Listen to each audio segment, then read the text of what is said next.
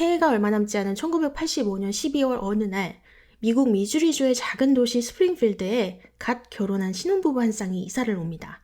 남편 이름은 마크 스타우티, 당시 32살이었고요. 아내 다이앤 스타우티는 23살, 그리고 다이앤의 뱃속에는 새 생명이 자라고 있었죠. 두 사람의 첫 만남은 1년 전으로 거슬러 올라갑니다. 1984년에 열렸던 한 뮤직 페스티벌에서 만난 사이였는데요. 이 남편 마크가 밴드부 기타리스트이자 리드싱어였어요. 그래서 그때 무대 위에서 올랐는데 뮤직 페스티벌에 놀러온 다이앤이 마크를 보게 됐고 둘이 눈이 맞아서 사랑에 빠지게 된 거죠. 근데 둘이 잘 만나다가 어느 날 다이앤이 임신을 했다는 소식을 알게 돼요. 그래서 두 사람은 예상보다 조금 빠르게 속도 위반으로 결혼을 하게 된 케이스인데요. 몇 개월이 지난 1986년 7월에 첫째 아들 숀이 태어나고요. 그 뒤로 3명의 딸을 더 얻게 돼요. 둘째 세라, 셋째 레이첼, 그리고 막내딸 브리아나까지 이렇게 총 4명의 자녀들을 키우면서 살게 됩니다. 근데 자녀가 4명이나 되면 들어가는 돈이 만만치가 않겠죠. 이 집은 가족의 생계를 책임지는 쪽이 엄마 다이앤이었어요. 다이앤이 원래 결혼 전부터 심장내과 간호사로 일을 하고 있었고 결혼을 하고 출산 후에도 병원에서 간호사 일을 쭉 했었는데 벌이가 아주 많지는 않았던 모양이에요. 그래서 주말마다 교회에 가서 오르간 연주를 하고 돈을 받는 파트타이머들도 구해가지고 가족들을 먹여 살리는데요. 그렇게 다이앤이 발로 뛰는 동안 남편 마크는 집에서 이제 아이들 돌보고 집안일을 전담하게 됩니다. 사실 마크가 엄연히 따지면 소속 밴드도 있는 뮤지션이라는 직업을 갖고 있긴 했는데 그 뮤지션으로서 얻는 돈이 거의 빵원에 가까웠거든요. 가끔 가다 뭐 일이 한두 개씩 들어오긴 하지만 한 달에 몇 번 될까 말까였고요. 들어오는 돈도 생활비라고 부르기에는 조금 민망한 수준이었다 보니까 자연스럽게 대부분의 시간을 집에서 아이들을 케어하는 데 쏟게 돼요. 그렇게 시간이 쭉 흘러서 2012년 어느덧 61살이 된 아빠 마크는 여전히 활발하게 밴드 활동을 하고 있었는데요. 사실 신기하게도 몇 년 전부터 이 밴드 활동이 조금씩 풀리기 시작했어요. 여기저기서 공연 요청도 들어오고 뭐 정기적으로 무대에 설 기회도 생기고 하면서 예전처럼 취미 수준이 아니라 이제 공연비도 짭짤하게 받기 시작했고요. 그러니까 마크 입장에서는 늦게나마 음악 인생이 꽃을 피우기 시작한 시기였던 거죠. 그래서 부활절을 며칠 앞둔 4월 3일 금요일 그날도 마크와 멤버들이 연습을 하러 연습실에 모입니다. 근데 여기서 마크가 좀 평소 같지 않은 모습을 보여요. 이걸 제일 먼저 알아차린 건 드러머이자 마크의 절친인 찰스였는데요. 이 찰스와 멤버들이 보기에 마크가 평소보다 텐션도 너무 떨어지고 기운이 너무 없어 보였대요. 그래서 처음에는 어제 술을 좀 과하게 걸쳤나? 아니면 몸이 좀 안 좋은가? 이 정도로 생각을 했었는데 바로 다음날 토요일에 찰스랑 마크가 다시 만나요. 근데 마크가 어제보다 상태가 더 안 좋은 거예요. 제일 이상했던 건 마크의 피부 상태였어요. 이게 그냥 안색이 피곤하고 안 좋은 걸 떠나서 얼굴빛이 누렇게 뜬 데다가 어딘가 푸르스름한 기운까지 돌고 있었죠. 그리고 다음 날인 일요일 점심, 다이앤은 평소처럼 교회 알바를 마치고 집으로 돌아왔는데요. 침실에서 사망한 상태의 마크를 발견하게 됩니다. 신고를 받고 출동한 경찰에게 아내 다이앤이 말하기를 지난 몇 주 동안 마크가 몸이 너무 안 좋았고 며칠 전부터는 아무것도 먹지를 못했다. 계속 잠만 자고 자기가 가서 괜찮은지 말을 걸어볼 때마다 겨우 한마디씩 내뱉거나 아예 말을 잇지 못했다고.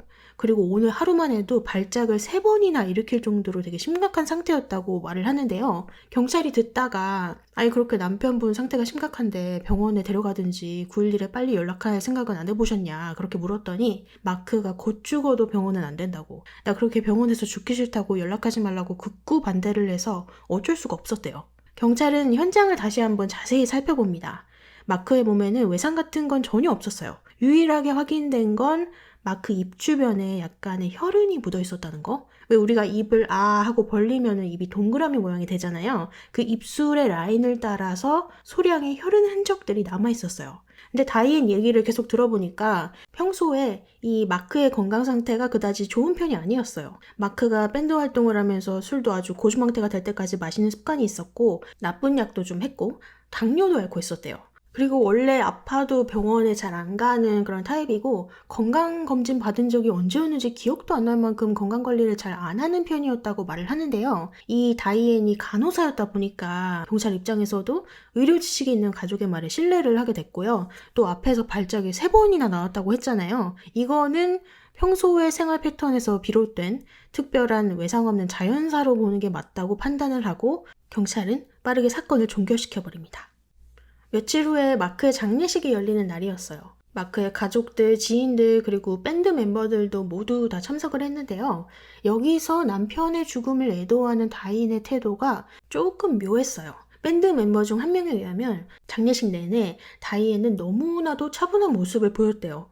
슬픔, 허망함 이런 게 하나도 안 보이고 너무 멀쩡해 보였다는 거죠. 근데 또 한편으로는 사람마다 슬픔을 표현하는 방식이 다르잖아요. 앞에서는 괜찮은 척 하지만 혼자 있을 때만 감정을 쏟아내는 사람들도 있으니까요. 그래서 멤버들도 이게 다이앤만의 애도 방식이겠거니 하고 이해를 했죠. 장례식이 끝난 뒤 다이앤은 아이들과 함께 곧바로 다른 동네로 이사를 가버립니다. 근데 새 집으로 이사를 간 지 5개월 만인 9월 2일 스프링필드 경찰서에 신고 전화 한 통이 걸려와요. 우리 아들이 숨을 안 쉰다. 우리 집으로 빨리 와달라. 그래서 경찰들이 출동을 했는데 그 집 가족들이 뭔가 낯이 익은 거예요. 어디서 본 것 같은데 그러다가 딱 생각이 났죠. 몇 개월 전에 집에서 사망했던 그 마크 스타우틴의 가족이구나 라고요. 경찰이 아들 숀의 방으로 들어가 보니 숀은 담요를 두른 채로 바닥에 쓰러져 있었고요. 이미 사망을 한 상태였어요. 얘기를 들어보니까 이 숀이 한 3주 전부터 독감 비슷한 증상을 보였대요. 처음에는 증상이 좀 미미했는데 점점 갈수록 오한이 심해지고 먹는 족족 토하고 머리도 깨질 것 같고 그러면서 상태가 되게 나빠졌대요. 그러다가 주말이 돼서 엄마 다이앤이 교회에 오르간 알바를 하러 나갔고 점심때쯤에 집에 돌아와서 다시 숀의 상태를 확인했는데 맥박이 뛰지 않더라는 거죠. 경찰은 숀의 시신을 살펴보기 시작합니다. 딱 봤을 때 제일 먼저 눈에 띄었던 것은 입 주변에 말라붙은 혈흔 자국이 있었다는 거. 그것 빼고는 눈에 띄는 외상이나 특별히 거슬리는 상처, 흔적 같은 건 없었어요. 근데 현장에 도착한 검시관이 이 숀의 병력을 좀 살펴보니까 숀이 어렸을 때 자폐 스펙트럼 장애라는 진단을 받은 이력이 있었고 최근까지도 발작 증상이 좀 잦았었다는 게 기록에 남아 있었던 거예요. 그래서 이걸 토대로 숀은 기존에 앓고 있었던 질환 문제로 인해서 사망을 한 것으로 보인다라고 판단을 합니다. 그러니까 이 26살의 숀의 사망 원인도 자연사로 결론을 내린 거죠. 그런데 이번에도 이 엄마 다이앤의 태도에 대해서 주변에서 소소하게 말이 나오는 게 일단 경찰차가 여러 대 와 있고 경찰들이 다이앤 집을 막 들락날락 하니까 이웃집이 궁금한 거예요. 무슨 일이 났나. 근데 마침 다이앤이 집 밖으로 나오고 있길래 무슨 일이냐 물어봤는데 다이앤이 정말 아무렇지도 않게 우리 아들이 방금 죽었어요 이러고 지나쳐가지고 이웃이 뭐지? 이러면서 순간 소름이 확 끼쳤다고 하고요. 숀이 죽고 난 다음에 다이앤이 숀의 장례식을 그냥 패스해버려요. 이뿐만 아니라 교회에서 애도의 시간을 가진다거나 가족들한테도 따로 알리지도 않고 그냥 아무 일도 없었던 것처럼 그냥 지나가 버리는데요. 그래서 숀의 친척들 중에는 이 숀이 사망했다는 사실을 한참 뒤에야 알게 된 분들도 있었대요. 그것도 제 3자랑 우연히 대화를 나누다가 말이죠. 아무튼 이렇게 숀이 사망하고 다이앤의 가족은 총 4명이 됐어요. 엄마 다이앤, 첫째 딸 세라, 둘째 딸 레이첼, 그리고 막내딸 브리아나. 그런데 이 다이앤 가족에게 드리워진 죽음의 그림자는 여기서 끝나지 않습니다. 아들 숀이 사망한 지 9개월 뒤인 2013년 6월에 다이앤이 자신의 페이스북에 이런 포스팅을 올려요. 우리 딸 세라가 현재 중환자실에서 위독한 상태입니다. 여러분의 기도가 필요합니다. 그러면서 그날부터 매일매일 세라의 상태를 페이스북에 업데이트하기 시작하는데요. 대체 이 집의 장녀인 24살의 세라에게 무슨 일이 생긴 걸까요? 며칠 전부터 세라는 약간 심한 독감에 걸린 것처럼 몸 컨디션이 급속도로 저하됨을 느꼈어요. 근데 이번에는 다행히도 엄마 다이앤이 세라를 데리고 병원에 가는데요. 의사가 검사를 해보고 나서 당장 입원시켜야 된다고, 안 그러면 죽는다고 얘기를 해요. 왜냐하면 신장을 비롯해서 여러 장기 기능이 망가져 있었고 뇌에서는 이미 출혈이 일어났을 정도로 신경계가 완전히 손상된 상태였기 때문이죠. 그래서 세라는 바로 중환자실로 옮겨져서 치료를 받게 돼요. 근데 그로부터 며칠 뒤 스프링필드 경찰서에 익명의 제보 전화 한 통이 걸려옵니다.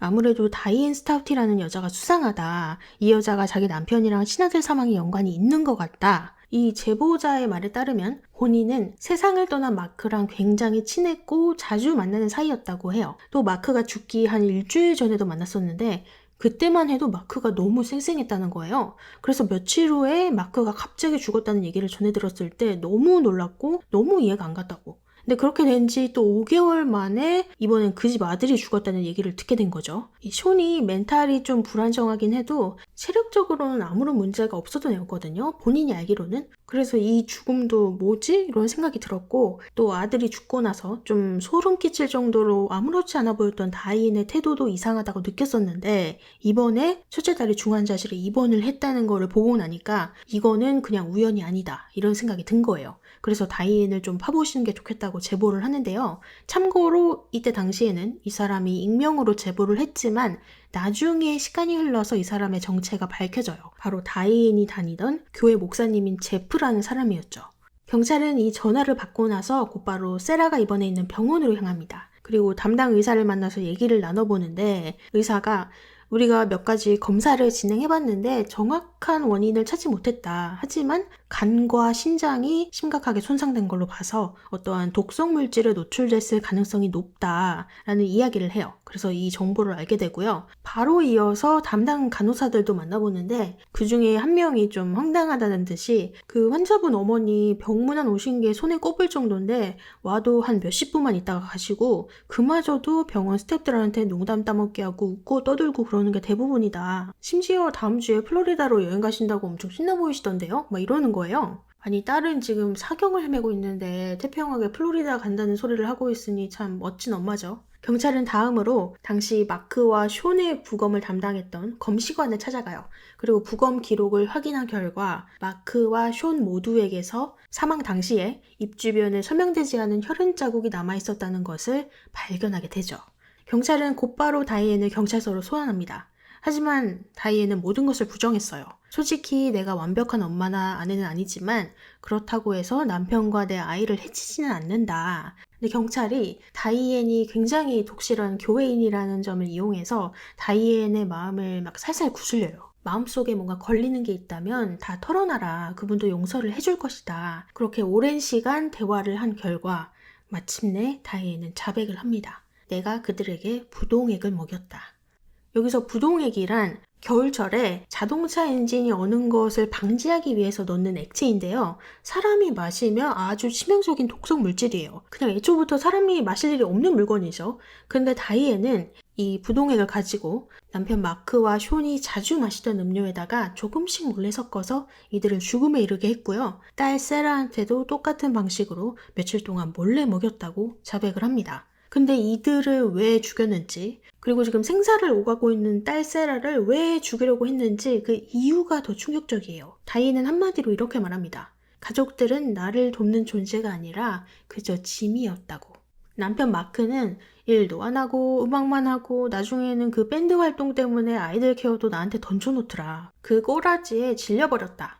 그리고 아들 숀은 내가 숀의 아픈 상태를 더는 감당하기 힘들었다. 아주 성가신 존재 그 이상이다. 그리고 딸 세라는 자식들 중에서 유일하게 대학교를 보내놨더니 졸업하고 직장 하나 못 잡고 학자금만 이만큼 쌓여가지고 집에 돌아왔다.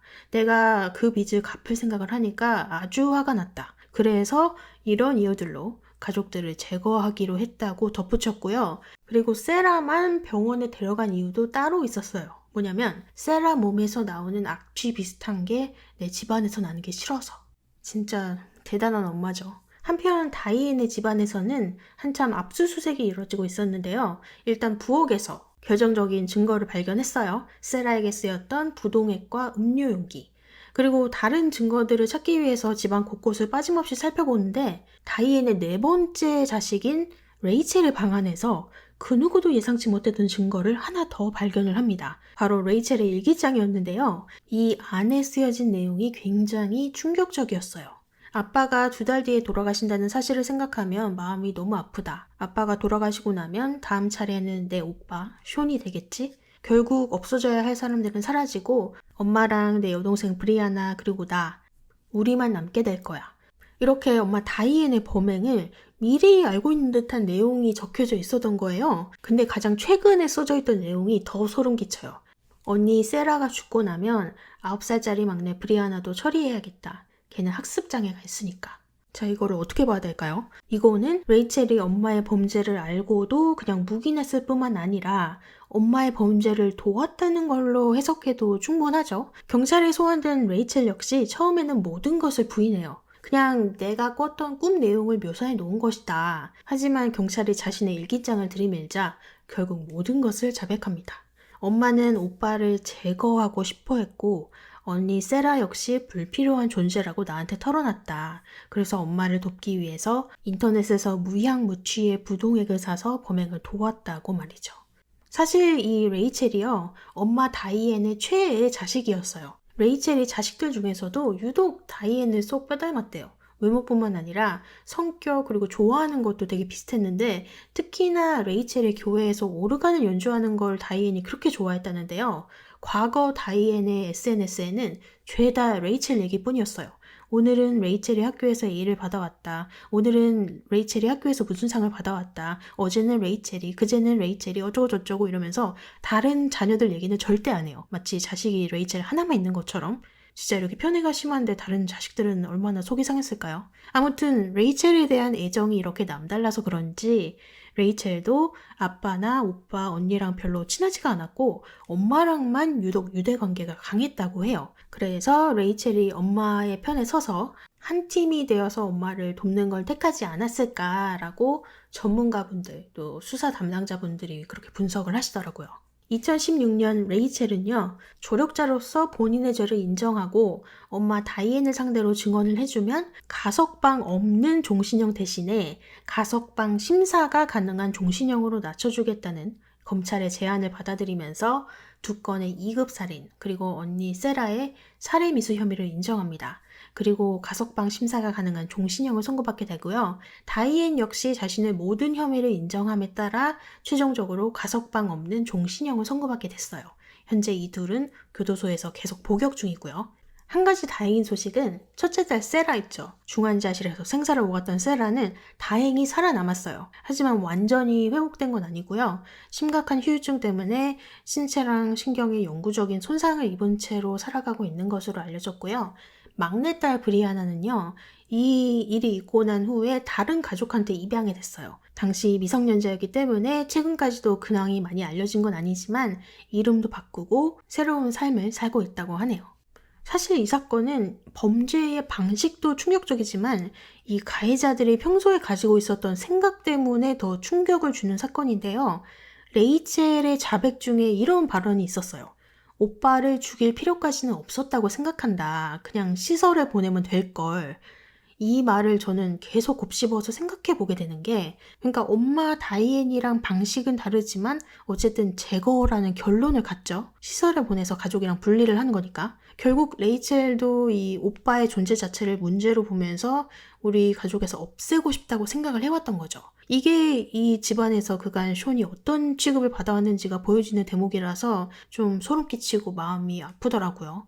다이앤도 그렇고 남편 마크도 다이앤의 말에 따르면 점점 시간이 지날수록 자식들 케어보다는 뭔가 음악에 더 열중이었던 것 같아서 부모의 역할이라는 게 뭔가에 대해서 좀 더 생각해보는 사건이 아니었나 싶어요. 오늘은 이렇게 매정하게 남편과 자식을 죽인 엄마 다이앤 스타우티 그리고 엄마를 도운 딸 레이첼 스타우티의 사건을 한번 다뤄봤는데요. 오늘도 끝까지 들어주셔서 감사드리고요. 영상에 대한 의견도 많이 남겨주세요.